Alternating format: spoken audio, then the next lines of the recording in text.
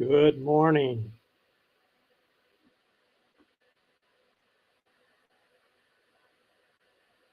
I see Scott Jacobs in this morning. Good morning, Scott. Thanks everybody for being here. This is Steve from Desert Adventures in Arizona with my morning cup of coffee. Got this cup from my daughter. Says, Dad, thanks for teaching me how to be a man even though I'm your daughter. Love, Sheena. Pretty funny. Hey, there's Johnny's Journey. How you doing, Johnny? Thanks for being here. The interesting story behind this cup, and it relates to history between my daughter and I brought her up to be self-sufficient. She can change tires on her car. She can do oil changes. She can do minor repairs on her car. And there were times in her dating career where she was out fixing flat tires while her boyfriend stood and watched her. So pretty funny. I see Tim here. Thanks, Tim. Fairy Dust, Bernays is here. Good morning. Lillian Tittle is here. Thank you, everybody, for being here.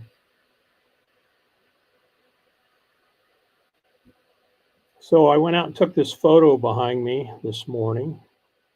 You can see Ragged Top off in the background. That's Ragged Top Mountain. And the saguaros on my property there.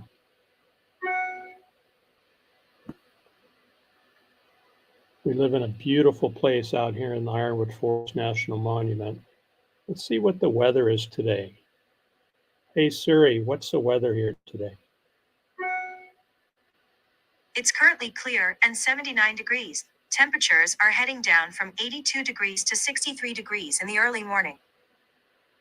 That's not too bad. Hey Siri, what's the high temperature here today? The high temperature will be 95 degrees Fahrenheit today.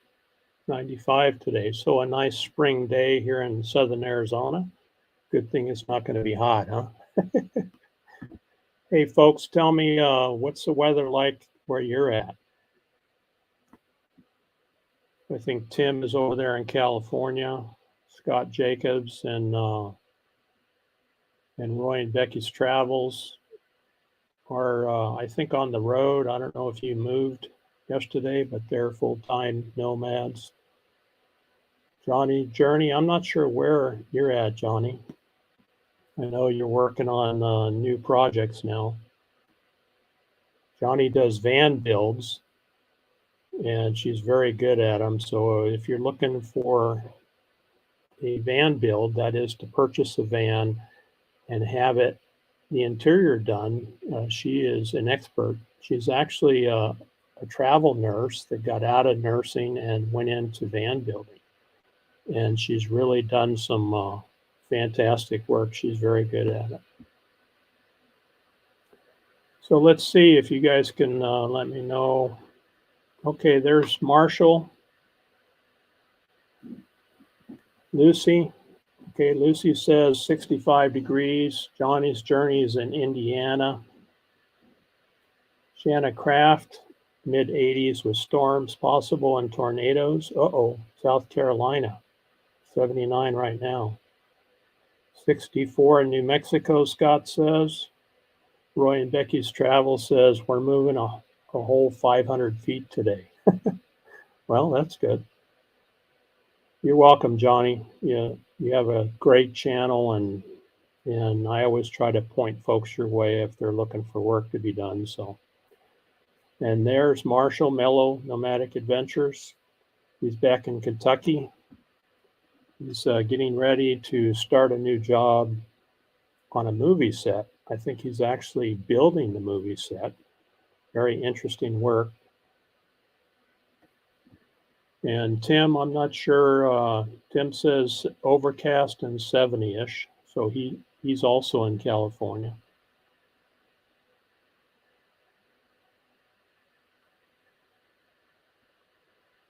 So 95 here today. It looks like I got you all beat again today for high temperature. Going back through.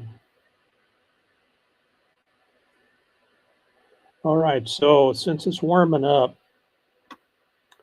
we have to watch for rattlesnakes.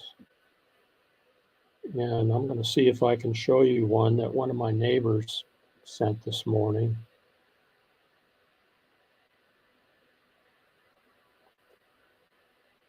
My neighbor Carl walked by one this morning, and it's pretty difficult to see them. So let me see if I can try a share.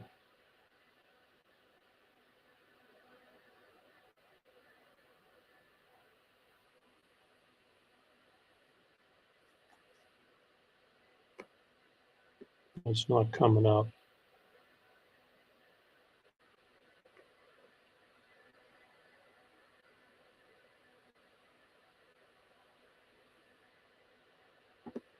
So I don't know if you can see this, but this is underneath the Palo Verde tree. Pretty hard to see a snake laying there. But when I zoom into it,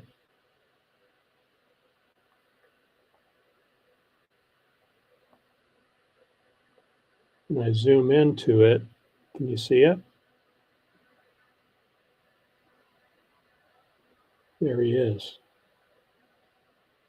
And that's a big guy there too. That's a Western diamondback rattlesnake. Nice healthy one.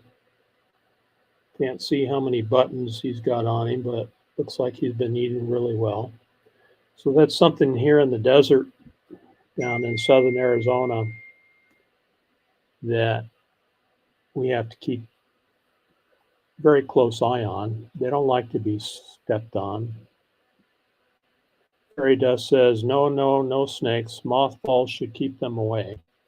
Something else that keeps them away, I have found living out here, is keeping the rats and the mice away from the house. If you can control rats and mice, I mean, that's their food. And so that's what they come in for. They're looking for something to eat. And so I do my best to control the rats and mice on the property with various methods. Now, I was following a homestead channel. They're farmers and they have mice in their barn. And he talks about using a mixture of 50% muffin mix with honey, and then 50% of the baking powder. And he said if you mix that up and put it into a container with a hole in it, that the mice and rats will come in, they'll eat that, and it's the baking soda that gets them. They can't digest the baking soda, so it basically takes care of them. And since it's not poison, if they're picked up by a raptor, then you're not transferring poison from a mice to a raptor. Lillian says, I don't like spiders or snakes. Oh, Kenny's here. Thanks, Kenny, for stopping in. Appreciate you being here. Kenny does taste tests on his channel. He has folks that send him all kinds of interesting things that he tries out. Fairy Dust says, honey, what about the ants? That's a good question, Renee. I haven't tested that yet. I mixed up a little bit a couple days ago. I put it into a box. So far, I have not seen ants come in. So we'll see. But I did see, I looked at it yesterday, I did see a couple of rat droppings inside the box. So we'll see. We'll see if that helps. I'd like to find something that's non-toxic, because we do have a lot of raptors around here. We have, at night, we hear the owls hooting, you know, they're out hunting, doing their hunting. And what are they picking up? They're picking up rodents usually. So hope everybody had a great weekend. It's Monday, as you all know. 95 degrees. Anybody beat 95 yet? Not yet. Everybody's saying hello. So one of the issues that we have down here in southern Arizona, we're on a red flag warning alert, whatever you call it, which means no fires, no campfires. I can't burn anything in the yard. You know, sometimes I'll burn yard waste to get rid of it. That's all put on hold because you don't want any embers flying up, you know, behind me and catching the desert on fire and hurting some of those beautiful saguaro cactus. So we don't do any burning, and you don't want to get caught doing any burning because it causes fires. So I'm going to share a screen here on Arizona wildfire.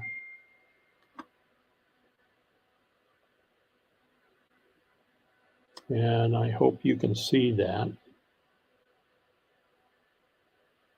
So I can't see the chat while I'm over here, but I wanted to show you, these are the wildfires that are in the area.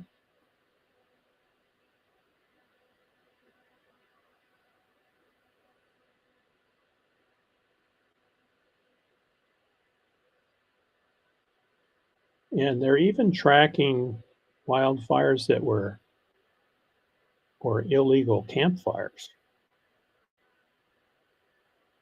This is up in the Phoenix area. So if I zoom in on this,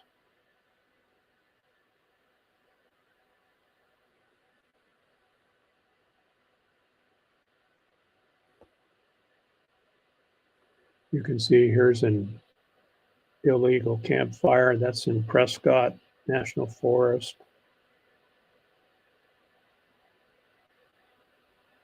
Here's another one.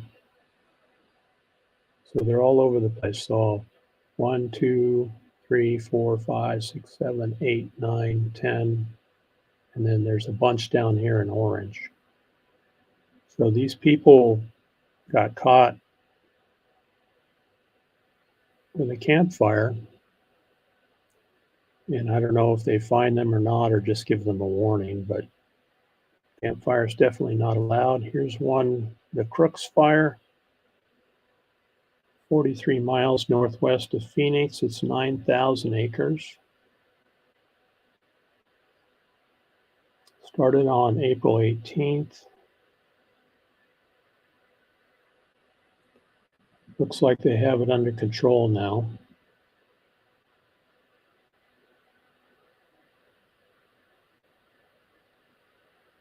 Scrolling down, 96% contained.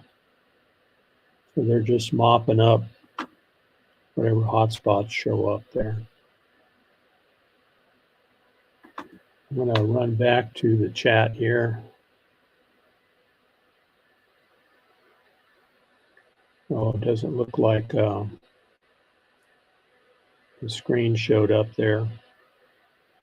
Okay, guys, I see that. So I'm going to cancel this. All right, let me go back to share again. Share screen. I'm going to Chrome tab, Arizona wildfire. Okay, let's try this again. Okay, I see it's sharing now. Excuse my rookiness. I'm still a rookie at this. So I do see that it's giving me an indication that it is sharing. So what I was talking about before was we're in a red flag warning here in Arizona. No campfires, no fires of any kind unless it's in a container like a barbecue grill or something like that. And here you can see these orange ones, illegal campfire. Illegal campfire. Here's another one. 1, 2, 3, 4, 5, 6, 7, 8. This is all up in the forest, up Prescott area, would be east of Phoenix.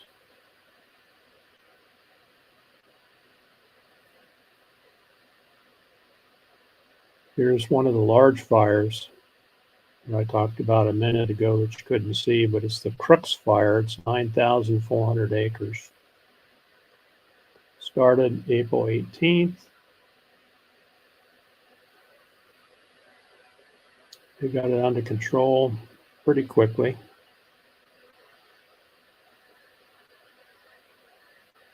This is where you find out whether there are evacuations. They closed the forest area there. Cause undetermined, 11 miles south of Prescott, Arizona. So there's probably a lot of smoke up there.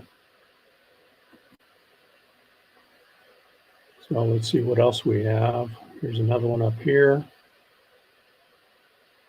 19,000 acres. This is up in the Coconino National Forest. Called the Tunnel Fire. 95% contained, and they're doing mop-up operations on it now. So they pre-position airplanes around the state. There are 2 of them down here in the Marana area. And as soon as a fire's reported, they jump in their planes and take off and try to catch it before it spreads. So it looks like they have 1 hand crew and a couple of engines there attending to internal smokes, as they call it. And they even give a phone number if you want to contact them. I think the fires are much greater in New Mexico. In California has some stuff going on too. You can see there's a lot of big fires over here in New Mexico. 1, 2, 3, 4. About a dozen or more fires over there. So anybody that's out camping, make sure you check local conditions in your area before you start that campfire.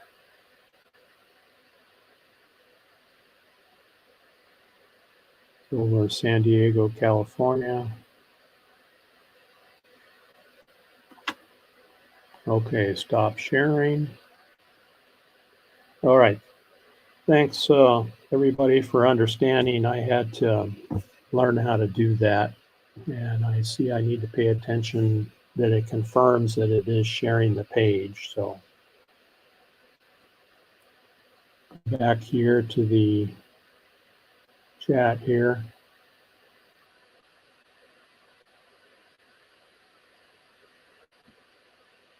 Usually chat on a mobile device and mainstream on a laptop. Yeah, I need to get my phone up so I can see the chat while I'm sharing a screen.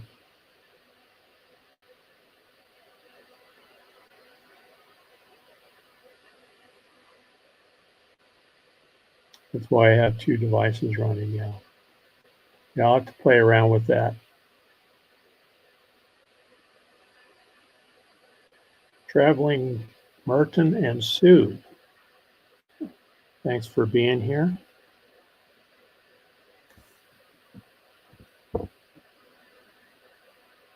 We love Arizona in January. Yeah, that's one of the peak times to be in Arizona, especially down here in the South.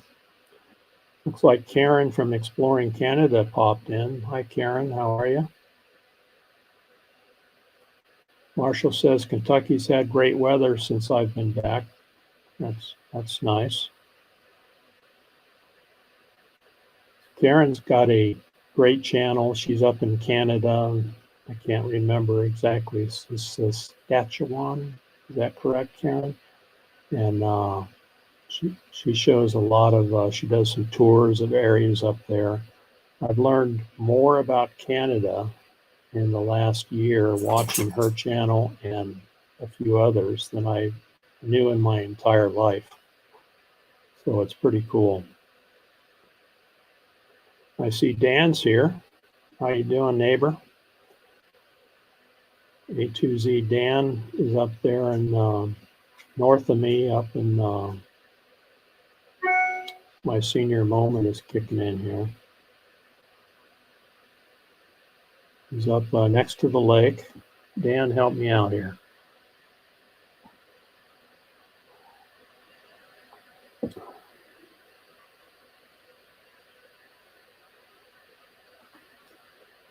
So I want to try to go back here and run a video. Let me see if this works. So this is a short video from my drone. I am a Part 107 certified FAA drone pilot. And when Roy and Becky and Scott were here, we went up to look at petroglyphs over here by Red Hill.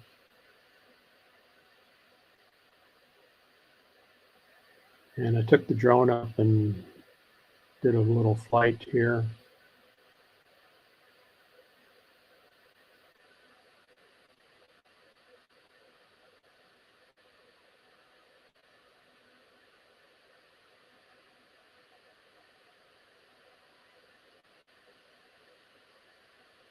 So we're climbing around on these rocks, looking at these petroglyphs, checking them out. These are Hohokam Indian petroglyphs that are up on this hill. Right back to the comments.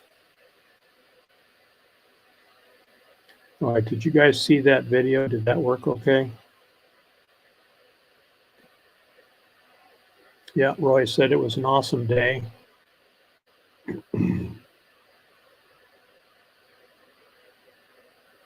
Thanks, Marshall. Appreciate it. Nice video, but those rocks look a little sketchy to be climbing, though.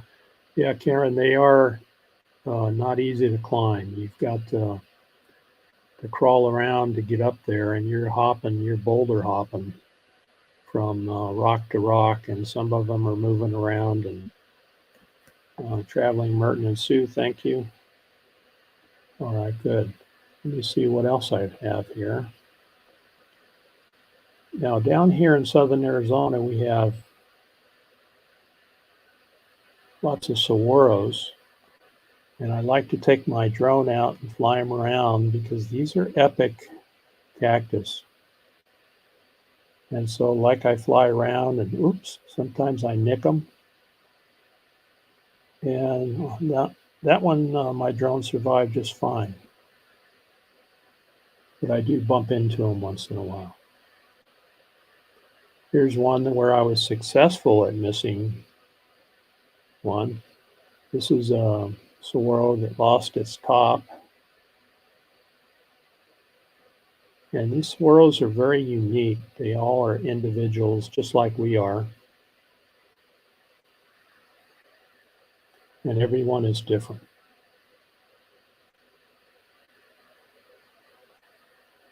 In January, we had a Arizona meetup with Marshall and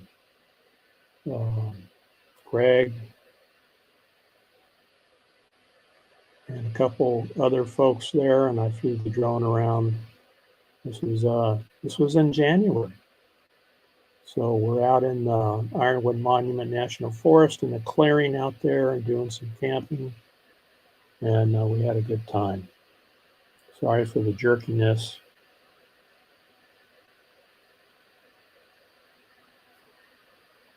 Here's another one. This is my neighborhood. So that road right there is West Silverbell Road. See that car rolling down there? My neighbor over here to the right. And that's looking east at sunrise. And this is from about 350 feet or so above the ground. You can see we live in a rural area and we really like it out here. Traveling Merton and Sue are in Massachusetts, okay. No, there aren't any cactus in Massachusetts, are there? Yeah, we lived out there north of Massachusetts, up in New Hampshire for a couple years back in the 90s. Beautiful country back there. So Karen's asking who has plans for Memorial Day. Today is our May Monday holiday. It's called Victoria Day. Queen Victoria. Oh, that's interesting. So anybody got any plans for Memorial Day?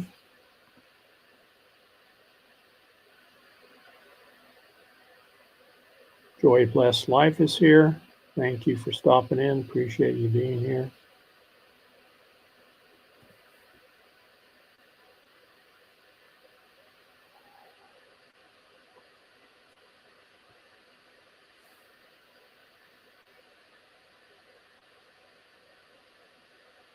Rolling or bouncing down Silverbell. Yeah, Scott mentioned that. That's Silverbell Road. It's one of the worst roads in our county. It's been patched and repatched and patches over top of patches, and it's in pretty bad shape. We're hoping to get it paved someday. Pima County, are you watching? That would be nice.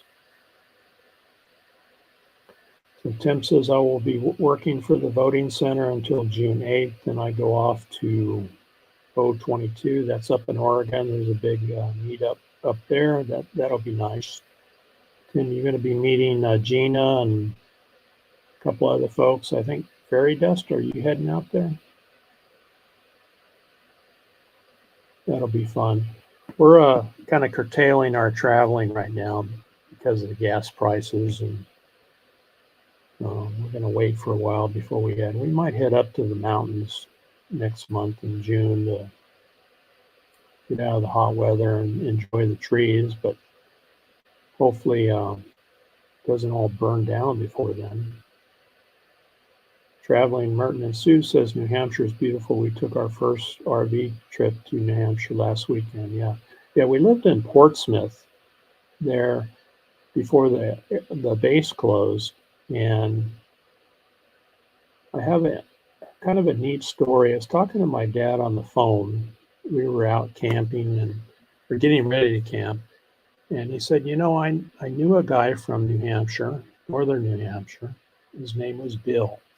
And I lost track of him when we separated from the military and my folks came back here to Arizona, and Bill went up to New Hampshire, Bethlehem, New Hampshire.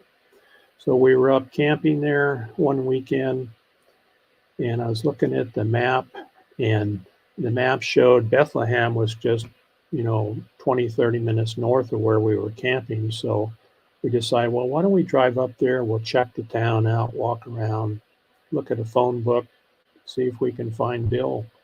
And so we stopped in at the Thayer's Inn, which is an old inn, wooden floors, which a lot of the buildings up there in New Hampshire are. And I asked him if I could borrow the phone book. I opened the phone book. There's Bill right there, and on his own named road, and I won't say his last name, but so I wrote the phone number down, took it back home, gave it to my dad. Dad called him. Well, it was the same guy. So they were able to hook back up again, and they ended up, rekindling their friendship. They're great people, and they traveled down here, and my folks traveled back there. And they had a great time. So it was pretty neat to be able to do that for Dad and for Bill. So Fairy Dust is going to Oregon for the meetup. Joy Blessed Life, I know what you mean about fuel prices. It makes it very difficult.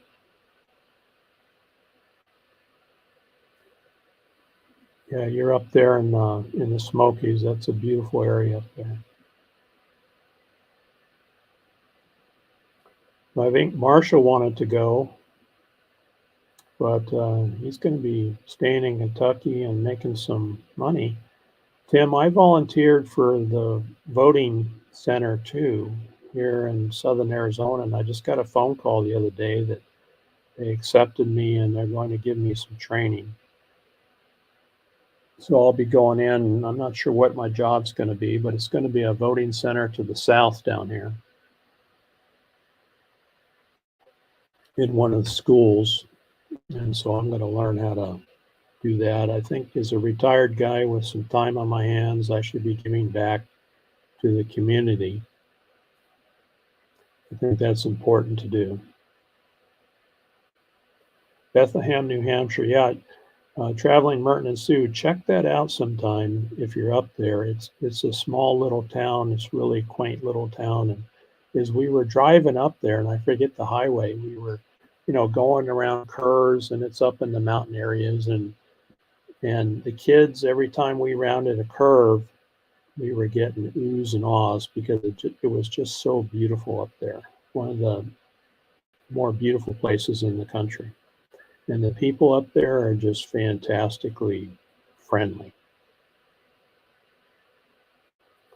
So Lucy got to meet Fairy Dust. I actually got to meet Lucy and her husband out here. They stopped here in the Ironwood Forest National Monument for a couple of days. And so I ran out to say hello. Great people. They have two cute little dogs that they take with them camping.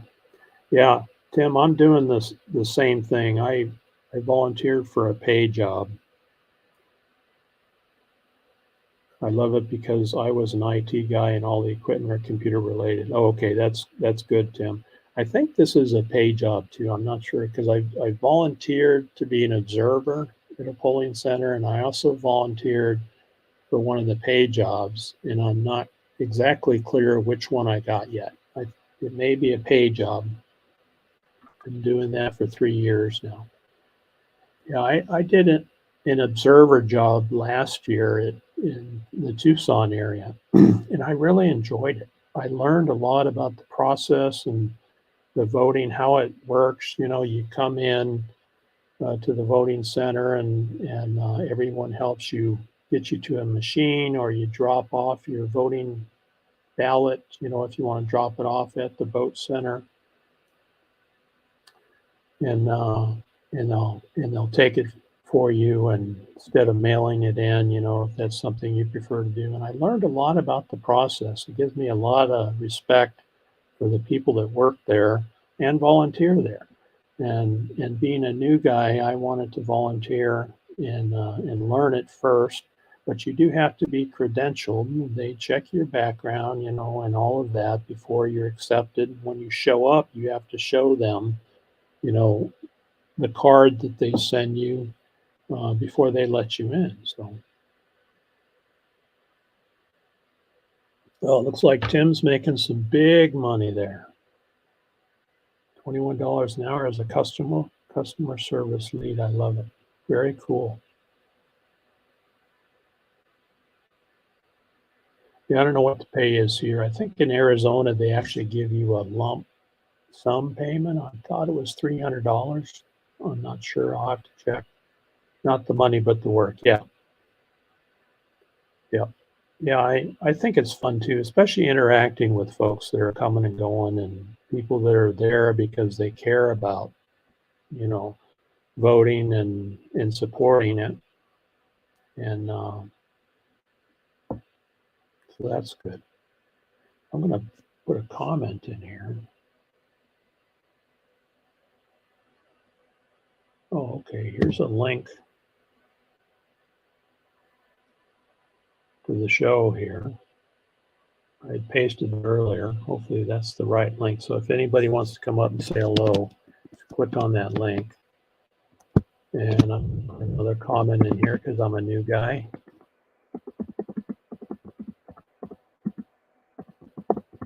Thanks for being here, everybody. This is awesome. Boom, there I go. Very cool. So if you have your hair combed, Tim, come up and say hello.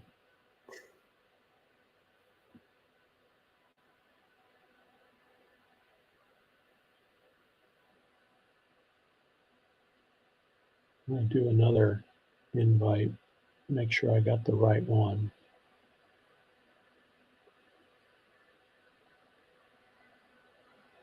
I'm going to paste it again. Just FYI, the voting system is quite secured and no possibility of cheating. Is that a wink wink?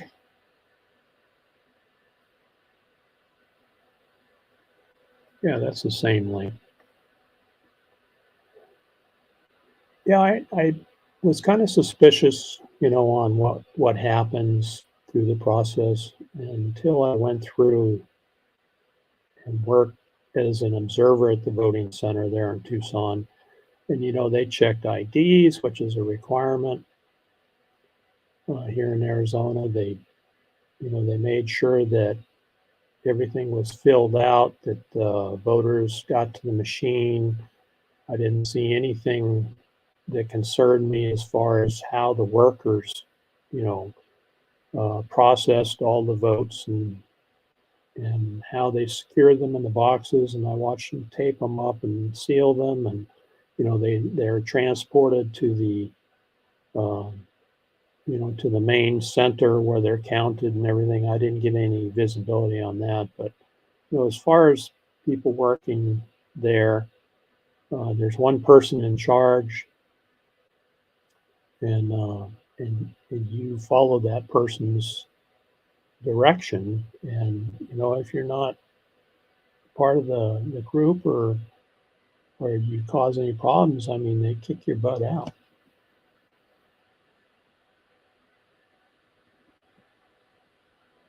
So Tim, I hope everything is quite secure. You're an IT guy, so you're probably one of those that help secure that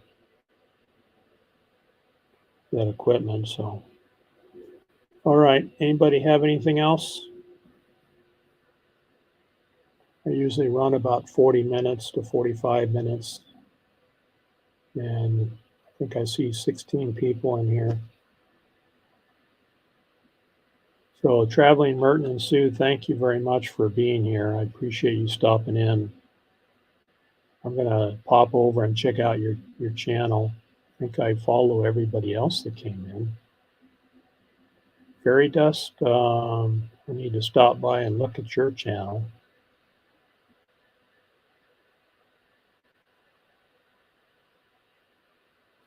Yeah, when I opened the phone book up there in New Hampshire there, I wasn't expecting to see Bill's name in there, but sure enough.